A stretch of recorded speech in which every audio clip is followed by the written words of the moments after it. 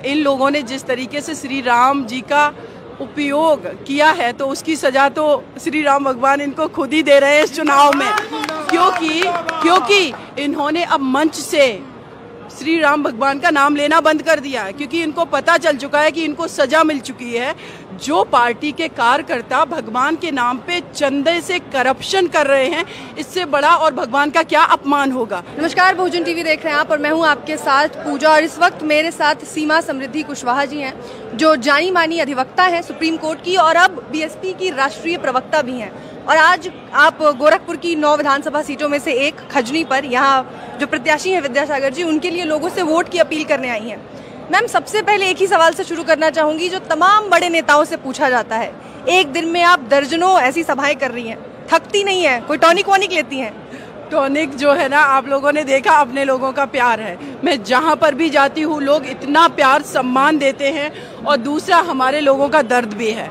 हमारे उत्तर प्रदेश की अगर हम बात करें, पिछले 5 सालों का रिकॉर्ड उठा करके देखेंगे, हमारी माता बहनों पर जिस तरीके से अत्याचार हुआ, उनका जब दर्द तकलीफ आंसू देखती हैं तो मुझे लगता है मुझे तो सिर्फ काम ही करना है। और मैं जा करके लोगों को उनके बीच में जा करके लोगों को यही बताने का काम करती हूँ कि किस तरीके से हमारी बहन जी जब मुख्यमंत्री थी, उन्होंने शासनकाल में लॉ एंड ऑर्डर ठीक था, हमारी बेटियों को उन्होंने सुरक्षा दी, किसान खुशहाल थे, मजदूर खुशहाल थे, सभी को नौकरी मिल रही थी, हर वर्ग खुशहाल था। तो वही बात में बहन जी ने जो काम किया है उसको जाकर के हमारी पार्टी बसपा पार्टी की जो आइडियोलॉजी है बसपा की, वो जाकर के लोगों के बीच में रख रही हूँ। और सही बताऊं मैं आपको पूजा जी, बिल्कुल भी थकावट नहीं होती है, बल्कि डबल एनर्जी आती है।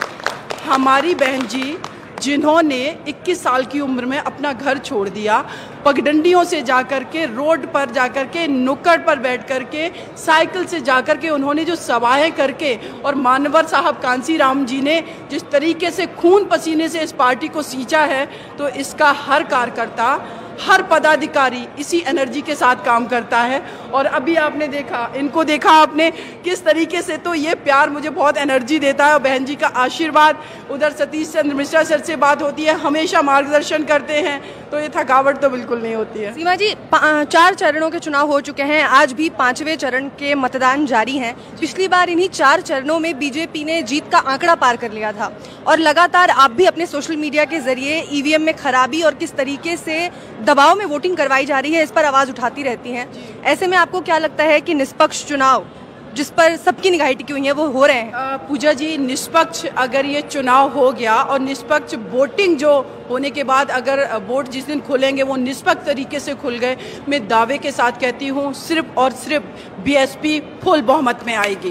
क्योंकि 2007 का जो शासनकाल था, 2007 में यही ओपिनियन पोल में दिखाया जा रहा था कि बीएसपी 23 से 40 सीटों तक लाएगी, लेकिन फुल बहुमत में हम आ गए। इतना आंकड़ों में गैप कैसे हो गया? हम जब ग्राउंड पर जा रहे, लोग समाजवादी पार्टी और बीजेपी के अत्याचार से ऊब चुकी है, थक चुकी है। चाहे वो आवारा पशुओं का मुद्दा हो, चाहे वो मजदूर भाइयों का, किसानों का मर्डर हो, या फिर हमारे जो व्यापारी हैं, मनीष गुप्ता हत्याकांड हो गया, विवेक तिवारी या खुशी दुबे या रितेश मौर्य, हाथरस की बिटिया, तो सभी लोग पीड़ित हैं, सभी लोग दुखी हैं। तो इसीलिए इन लोगों ने मन बना लिया है, और बसपा एक ऐसी पार्टी है जो कि वाकई में दबे कुचले शोषित पीड़ित वंचित लोगों के बारे में सोचती है। फेयर इलेक्शन हो रहा है, मुझे पूरी उम्मीद है, और अगर 1% भी कुछ भी गड़बड़ी होती है तो सीधे सीधे ईवीएम का इनका जो घपला हर जगह ये करने की कोशिश करते हैं वही होगा। आवारा पशुओं का आपने जिक्र किया, आवारा पशुओं को लेकर आपने एक नई टेक्निक निकाली है। आप कह रही हैं कि कार्यालयों में इतनी मेहनत से इतने आलीशान कार्यालय बनाए हैं बीजेपी ने, आप उनमें आवारा पशुओं को बांधने की बात कर रही हैं। देखिए, ये भारत कृषि प्रधान देश है, और कृषक लोग हैं, जो मजदूर लोग हैं, उनका पशुओं के साथ हम कहते हैं, इसीलिए हमारा ये कल्चर है, हमारी ये संस्कृति है। तो वो जो पशु हैं वो हमारे दिनचर्या में, हम कभी गाय को माता कहते हैं, सुबह उठ करके सबसे ज़्यादा पशुओं के लिए हम सोचते हैं, उनसे हमारी दिनचर्या चल रही है, किसान भाइयों की, मजदूरों की, उनके घर की आजीविका चल रही है। तो ऐसे पशुओं को इन्होंने तो अपमानित करके रोड पर छोड़ दिया है, कभी एक्सीडेंट में वो मर जाते हैं, कभी हमारी गाय जो है वो पॉलीथीन खा रही हैं।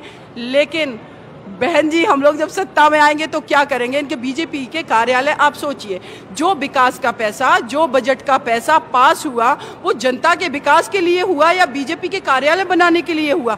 लेकिन इन्होंने, अगर देखेंगे, आपको पता है दिल्ली में आप भी रहती हैं, आलीशान इन्होंने 5 स्टार कार्यालय बनवाया।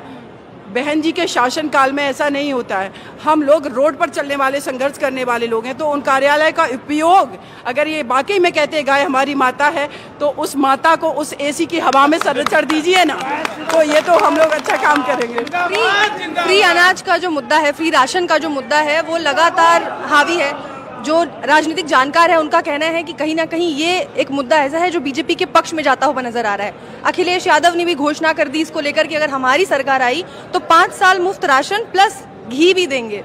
तो आपको क्या लगता है कि इस पर बसपा ने कोई स्टैंड नहीं लिया है? मानवर कांसीराम जी कहते थे, आखिर हमारे देश की इतनी बड़ी पॉपुलेशन को हमें फ्री अनाज क्यों देना पड़ रहा है? फ्री अनाज हम किसको दे रहे हैं? उनको दे रहे हैं जिनके पास में खाद्यान्न की व्यवस्था करने के पैसे नहीं है, खाने के पैसे नहीं है।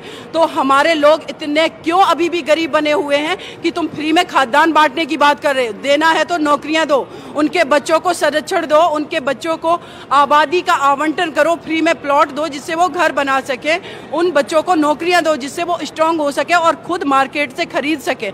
लेकिन ऐसा नहीं करते। हमें फ्री में अनाज नहीं चाहिए। फ्री में अनाज की जगह हमें गर्मामयी लाइफ चाहिए। बच्चों को नौकरियां दो, फ्री में एजुकेशन दो, फ्री में चिकित्सा सुविधाएं दो, फ्री में आप यातायात की सुविधाएं दो। आप 2 दिन पहले आपको इंटरव्यू करना था हमारा, आप सोचिए यातायात के साधन ठीक से नहीं थे ना, वहाँ पर कन्वेंस नहीं था, इसीलिए हम लोग नहीं जुड़ पाए ना। तो ये कितनी बड़ी कनेक्टिविटी की प्रॉब्लम है। एक व्यक्ति अगर गाँव में बीमार होता है, उसके पास गाड़ी नहीं है, 4 व्हीलर नहीं है, मोटरसाइकिल नहीं है, साइकिल से जब तक वो किसी पेशेंट को लेकर के जाता है तब तक डेथ हो चुकी होती। आपने एम्बुलेंस ठीक से नहीं चलाए हुए, हॉस्पिटल नहीं बनवाए हुए। तो मेन जो है वो फ्री में राशन की ज़रूरत नहीं है। फ्री में राशन की जगह एम्प्लॉयमेंट, रोजगार की जरूरत है, उस पर बात होनी चाहिए। लेकिन ये लोग गुमराह करके फ्री में राशन देंगे, लोगों को बेवकूफ़ बनाते हैं। आज अयोध्या में भी चुनाव हो रहे हैं, प्रयागराज में चुनाव हो रहे हैं, और ऐसे में यहाँ ये जो मुद्दा है अयोध्या राम मंदिर का और श्री राम का मुद्दा, उस पर क्या अभी भी मतदान होंगे? जनता उस पर अभी भी जाएगी?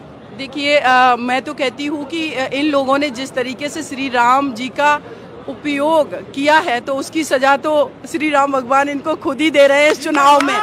क्योंकि इन्होंने अब मंच से श्री राम भगवान का नाम लेना बंद कर दिया है, क्योंकि इनको पता चल चुका है कि इनको सजा मिल चुकी है। जो पार्टी के कार्यकर्ता भगवान के नाम पे चंदे से करप्शन कर रहे हैं, इससे बड़ा और भगवान का क्या अपमान होगा। लेकिन हमारी बहन जी ने रामलीला ग्राउंड भी बनवाए थे, इसकी ये चर्चा नहीं करेंगे, स्मारक बनवाए हैं। तो बहन जी के अलावा किसी को डेवलपमेंट करना आता नहीं है और ये हर एजेंडे पे फेल हो रहे हैं।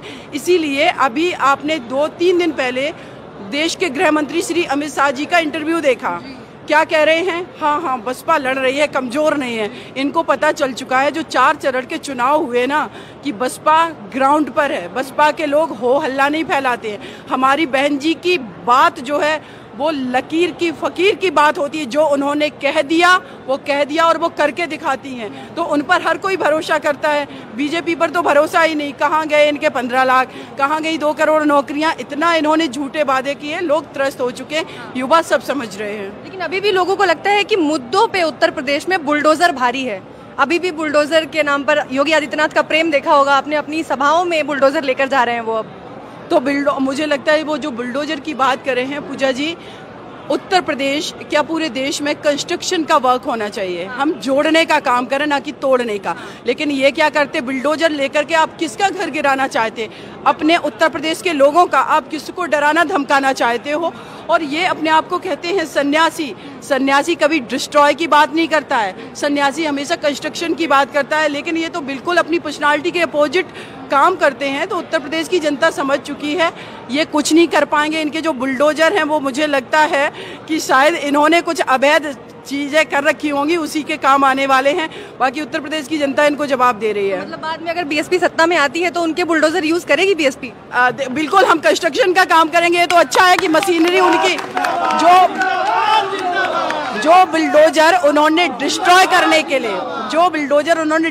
करने के लिए मकानों को धराशायी करने के लिए, अपने लोगों को प्रताड़ित करने के लिए बनवाए हैं, उन बुलडोजर का काम हम बड़ी बड़ी आलीशान लोगों के घर मकान देने में, बिल्डिंग बनवाने के लिए करेंगे, उत्तर प्रदेश की खुशहाली के लिए करेंगे। बहुत शुक्रिया, बहुत शुक्रिया।